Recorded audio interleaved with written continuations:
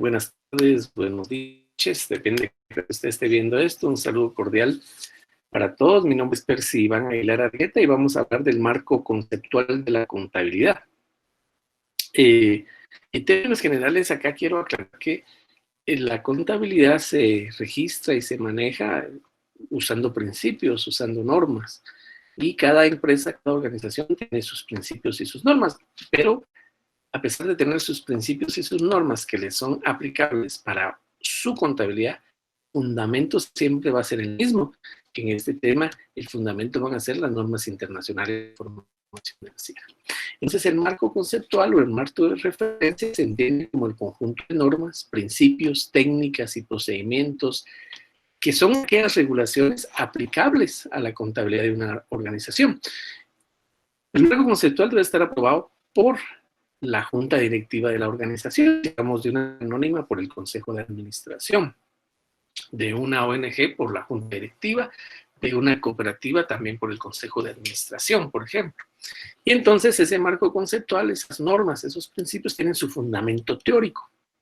El fundamento teórico son las NIF. Y las NIF se dividen en, podemos decir que hay dos versiones de la NIF. Una NIF que es juego completo, que se aplica para aquellas organizaciones que deben presentar información pública a muchos usuarios y que generalmente licitan en bolsa de valores. Y la NIF para las pymes, que es para empresas pequeñas que no se ven en la necesidad o no tienen la necesidad de hacer esas publicaciones, sino que normalmente son empresas familiares, empresas de propiedad individual o accionistas, sociedades de pocos accionistas. Y bueno, para existe una norma de contabilidad gubernamental. Nos vamos a para el marco conceptual de las empresas privadas, de propiedad privada. Bueno, entonces, ¿desde cuándo existe la obligación de aplicar NIF? Bueno, la NIF para pymes desde el año 2011, las NIF juego completo desde el año 2009. Pero sí hay una controversia en relación a los principios de contabilidad generalmente aceptados, porque la ley, en el caso de Guatemala, que es el Código de Comercio, el decreto 2-70, establece en el artículo 378 que la contabilidad debe irse de acuerdo con los principios de contabilidad generalmente aceptados. Bueno, entonces, desde esa perspectiva, debe entenderse que los principios de contabilidad generalmente aceptados, a partir del año 2007, según lo estableció el Colegio de Contadores Públicos, son las NIF. Todas las NIF son principios de contabilidad generalmente aceptados. Y la NIF para pymes, entonces, es un principio general, ¿no? Ahí incluye todos los principios, están resumidos, son principios que deben aplicarse en las empresas. La ley del impuesto sobre la renta no es un marco conceptual. La ley del impuesto sobre la renta, lo menciono acá porque cuando nos enseñan contabilidad en la Escuela de Comercio, nos dicen que la contabilidad debe llevarse de acuerdo con lo que dice la ley del impuesto sobre la renta, las depreciaciones, las estimaciones, pero no. La ley del impuesto sobre la renta es exclusivamente para determinar qué costos y qué gastos se consideran deducibles y qué es lo que acepta la ley para el registro de los gastos y los costos cuando se presenta la declaración de impuestos. Entonces, ya a partir de ahí, el acuerdo de directorio del año 2010 estableció normas para llevar la contabilidad, o sea, que normas que son aplicables para que los peritos contadores lleven la contabilidad.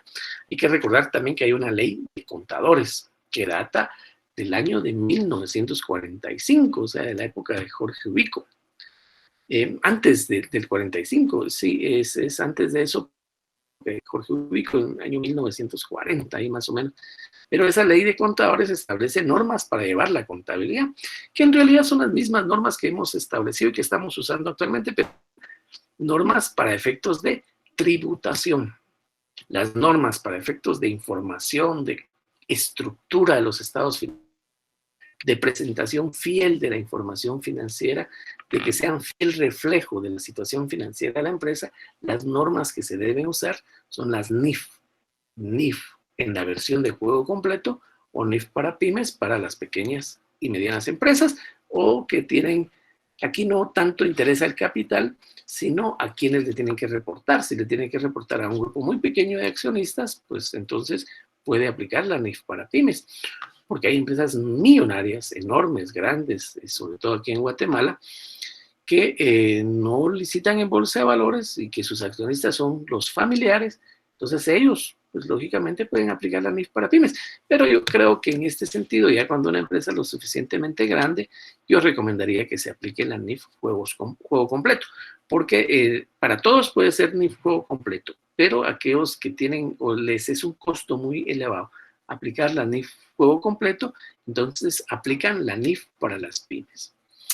El ASAT pues ya estableció de que debía de llevarse la contabilidad de acuerdo con normas internacionales de información financiera en el Acuerdo de Directorio 08-2010 que establece las normas para el manejo de la contabilidad que son de obligatorio cumplimiento para los peritos contadores o los contadores quienes manejan la contabilidad. ¿Qué comprende la NIF? Bueno, la NIF comprende 27 NICs, o sea que la NIC 1, por ejemplo, está vigente, que habla de cómo es la estructura de los estados financieros. La NIC 2, que nos refiere de que los inventarios, la forma de manejar los inventarios. La NIC 7, que nos refiere sobre el flujo efectivo. Pero han venido interpretaciones de dichas NIC, que son las SIC, y las NIF, normas internacionales de información financiera, que vienen a complementar a las NIC. Y las CINIF, que son interpretaciones de las normas internacionales de información financiera. Y por último está y aparece la NIF para las pymes, porque la NIF para las pymes en realidad aparece porque en países como Latinoamérica era muy costoso o de un alto costo de aplicación de las NIF juego completo. Entonces se inicia a discutir por allá por el año 2006, si no mal me equivoco, la necesidad de crear una NIF que fuera una versión más amigable para pequeñas y medianas empresas y que su costo de implementación no fuera muy alto. A eso se debe que surja la NIF para pymes. Entonces, si alguien lee las NIF, lee las interpretaciones y las CINIF, entonces posteriormente cuando ya entra a leer la NIF para pymes, se da cuenta que la NIF para pymes es bastante pequeña, muy resumida, y entonces eso ayuda en la aplicación. Y pues no tiene tantas obligaciones de control como lo tienen las mismas NIF. ¿Y por qué las NIF tienen muchas obligaciones de control? Porque lógicamente lo que quieren es garantizar a los accionistas que no están en la empresa, que pueden ser muchos, que pueden ser miles inclusive porque están en otros países, a estos accionistas les quiere garantizar que de alguna manera, la información financiera es lo más certera posible, o está lo más apegada a la realidad. Eso es fundamentalmente, que la información financiera esté apegada a la realidad. En el caso de la NIF para las pymes, pues vemos que, por ejemplo, una empresa familiar, sus 5 accionistas normalmente están integrados a la nación o viven en la misma ciudad, por ejemplo. Entonces conocen la empresa, la observan, constantemente están llegando a ella. Entonces no se requiere tanto detalle en la información y aplicar NIF para pymes pues puede considerarse un costo pequeño, ¿verdad? A comparación de NIF completo. Muy bien, entonces, ¿quiénes aplican NIF? Las dos versiones, aquí tenemos del lado derecho una versión, del lado izquierdo la otra versión. Van a aplicar NIF completo las entidades lucrativas, eso es fundamental. O sea, las NIF están hechas para entidades lucrativas, ese también es un tema que pues podría dar para mucho debate. Y se recomienda para entidades no lucrativas, pero es recomendable, no es obligatorio. Entonces, sí, las NIF son hechas para entidades lucrativas, o sea, su principio básico es la entidad lucrativa, por eso una de las hipótesis fundamentales de las NIF es la unidad de devengo, método de lo devengado, que vamos a hacer un videíto especial para explicar el método de devengado y sus diferencias con el método de lo percibido. Pero bueno, acá entonces en el juego completo dice entidades lucrativas, comerciales, industriales, servicios de propiedad pública y paréntesis hemos colocado que licitan en bolsa de valores porque para esto es obligatorio. O sea, ninguna bolsa de valores los va a aceptar como parte de si no están reportando su información en NIF juego completo. Las compañías de seguros, porque imagínense ustedes que ustedes tienen un seguro, pues lógicamente cuántos miles de personas tienen un seguro que son parte de la compañía y les interesa saber cómo está la contabilidad de esa compañía de seguros, porque vayan a ver ustedes que puede quebrar la compañía de seguros si ustedes confiando y cancelando sus cuotas, o dentro de esa compañía de seguros también tienen algún monto de rescate y cuando esta compañía quiebra, ¿quién les va a reponer ese monto de rescate? Por supuesto que en el caso de Guatemala, pues ahí hay una garantía por el tema de los controles que existen con la superintendencia de bancos. Para las cooperativas de ahorro y crédito es recomendable la aplicación de NIF juego completo, pero no solo decirlo, sino cumplir con cada una de las normas, con cada uno de los párrafos. Para las entidades no lucrativas, ellos pueden tomarlo como optativo porque les puede parecer que son buenas, y los bancos. Pero aquí hay un elemento importante, las NIF establecen que quien vaya a decidir aplicar normas internacionales de información financiera tiene que aplicar todo con rigurosidad. No puede decir, mire, esta parte no me gusta, o yo aquí sí aplico NIF, pero en este me cambio aquí a un método que no es reconocido por NIF. No, o las aplica tales de manera íntegra o decide no aplicarlas. Y luego está la NIF para pymes. Bueno, la NIF para pymes son empresas constituidas como sociedades anónimas, empresas individuales también, empresas, cualquier tipo de sociedad mercantil que no licitan en bolsa de valores. Una sociedad colectiva, por ejemplo, puede aplicar NIF para las pymes, sin importar la actividad que realicen. Una sociedad de emprendimiento que es nueva aquí en Guatemala puede aplicarlas, es totalmente válido. Las empresas constituidas bajo la figura mercantil de empresa individual, sociedades irregulares, sociedades establecidas por el Código de Comercio como las copropiedades, los gestores de negocios, las sociedades de hecho, a través de un acta privada, pueden hacerlo.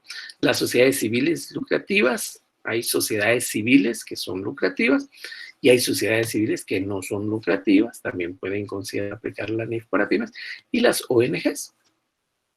Las cooperativas que se pueden dedicar a otra actividad que no sea la de ahorro y crédito, por ejemplo, una cooperativa agrícola, una cooperativa de consumo, una cooperativa de producción, ¿verdad? Y puede tener como complemento ahorro y crédito, pero no es su actividad principal. Y puede ser también que alguien, porque en Guatemala puede tener subsidiarias, ¿verdad? Empresas que licitan en bolsa. Por ejemplo, una sociedad de Estados Unidos tiene su casa matriz, pero en Guatemala tiene una subsidiaria. Pero esta subsidiaria como tal no licita en bolsa porque todas las acciones las tiene la sociedad matriz, o el 95%, digamos, de las acciones las tiene la sociedad matriz, y solo un 5% se quedó aquí en Guatemala para efectos de mantener cierta relación. Ellos pueden considerar apropiado aplicar la NIF para las pymes. Oye, si vemos en esta pantalla acá qué constituye la NIF para las pymes, pues vamos a ver cada una de las secciones, o sea, prácticamente es un resumen de las NIF juego completo. Ese resumen, que por supuesto que es muy válido, digamos, el estudio, porque contiene los principios para poder hacer contabilidad, y lo que busca fundamentalmente es que la contabilidad, esta es una garantía, que la contabilidad sea fiel reflejo de la situación financiera de las empresas. Entonces, sobre esa base debemos de considerarlo, ¿verdad?